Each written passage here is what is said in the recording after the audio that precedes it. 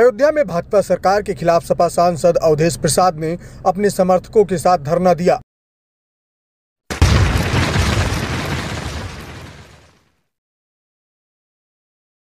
ये धरना मिल्कीपुर क्षेत्र के चौराहा नंबर 5 के पास अपने आवास पर दिया। सार्वजनिक स्थल पर जिला प्रशासन की अनुमति न मिलने पर सांसद अवधेश प्रसाद ने अपने आवास के सामने धरना दिया। छुट्टा जानवरों व अन्य मुद्दों पर सांसद ने धरना दिया। सांसद अवधेश प्रसाद ने एसडीएम मिल्कीपुर को अपने मांग पत्र पर सौंपे।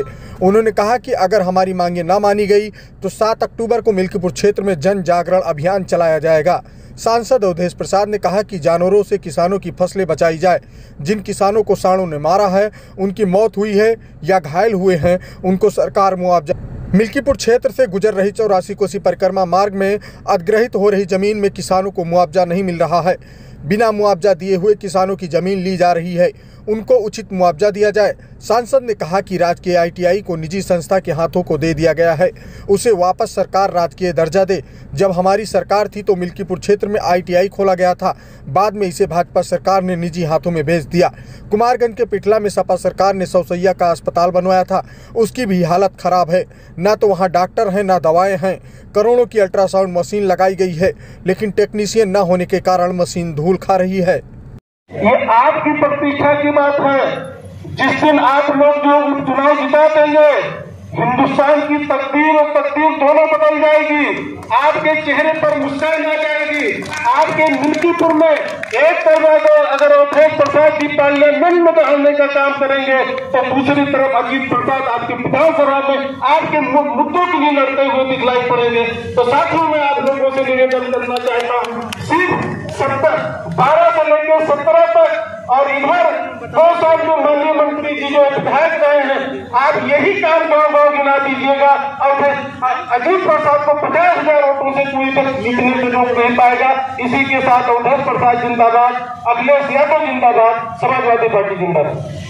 बहुत बहुत धन्यवाद आदरणीय महाजू जी।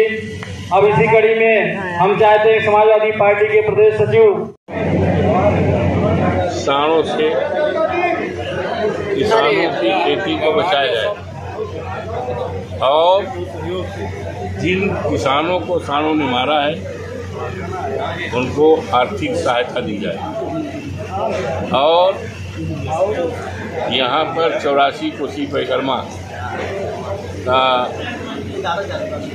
निर्माण हो रहा है। इसमें किसानों की बेशुमार जमीन बगैर उनको मुआवजा दे ली जा रही है। ये एक मुद्दा है।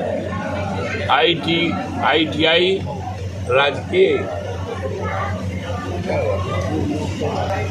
आईटीआई अरिंटीनगंज में सिधौरा में खोला गया था जब हमारी सरकार थी। राजकीय औद्योगिक आईटीआई, इसको वर्तमान सरकार ने निजी हाथों पे दे दिया। हमारे धरने में ये भी मांग है कि इसको जो सरकारी स्वरूप था वापस किया जाए और निजी हाथों जो सौदा किया गया है रद्द किया जाए।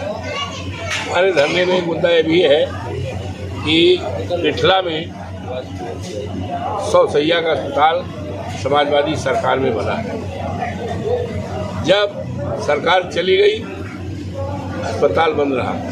हम जब चुनाव जीते सरकार पर दबाव डाला तो अस्पताल चला, लेकिन पिठला का वो 100 शैय्या का अस्पताल आज भी न तो उसमें सभी डॉक्टर हैं न दवाएं हैं और यहाँ तक कि 1-2 करोड़ की मशीन अल्ट्रासाउंड उसको टेक्नीशियन नहीं है और 2 साल से खरीदी पड़ी हुई है, उसका इस्तेमाल नहीं हो रहा है। ये सरकार की लापरवाही। इसी तरह खलिया में जौगांव इलाके में एक अस्पताल खोला गया था, समाजवादी पार्टी की सरकार में खोला था और सरकार चली गई तो बंद रहा। उसमें सांड बैठते थे। अब जब हम चुनाव जीते तो फिर चला, लेकिन उसकी भी अभी दुर्दशा है। यही नहीं, परसवा में राजकीय महिला महाविद्यालय करोड़ों रुपए की लागत से खोला गया। राजकीय महिला महाविद्यालय लड़कियों की पढ़ाई उच्च शिक्षा के लिए, लेकिन इस सरकार ने राजकीय स्वरूप हटा दिया और ये कह दिया कि अवध यूनिवर्सिटी इस कॉलेज का प्रबंधन करेगी। तो अवध यूनिवर्सिटी वीसी साहब के पास तो अपनी यूनिवर्सिटी चलाने का समय नहीं है, हमारे परसवा में कहाँ है। तो जो इसका स्वरूप था राजकीय महिला महाविद्यालय राजकीय, ये स्वरूप वापस किया जाए और जिससे ये डिग्री कॉलेज जिस मंशा के साथ हमने खोला है चले, यहाँ की लड़कियाँ पढ़ेंगी। इन मुद्दों को लेकर के ये और 7 तारीख को ऐलान किया गया है कि अगर इस पर पाबंदी न पाई गई तो 7 तारीख को दिन मंगल को हम बड़े पैमाने पर जन जागरण करेंगे और खेती बचाओ सांड हटाओ, खेती बचाओ सांड हटाओ का नारा पूरे क्षेत्र में गुंजायमान रहेगा और सरकार को मजबूर कीजिए कि हमारी खेती को बचावे, सांड को हटावे और नहीं तो सरकार को हटाया जाए। बस अब हमारे अध्यक्ष जी गए थे, अध्यक्ष जी को भेजा था और तहसील में अनुमति के लिए, लेकिन उन्होंने अनुमति नहीं दिया। कहीं हमारे ऊपर बड़ा दबाव है, बहुत दबाव है, इसलिए हम अनुमति नहीं दे पाएंगे।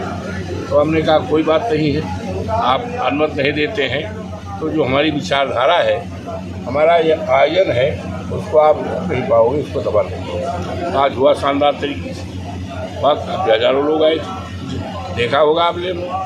धरना स्थल पर भी परमिशन नहीं दिया गया जो आपके आवास के बगल बना है। छोड़ो, उस पर हमने प्रयास नहीं किया, हम तो फिर जब वहाँ नहीं तो हमने यहाँ कर दिया। समझिए कि नहीं।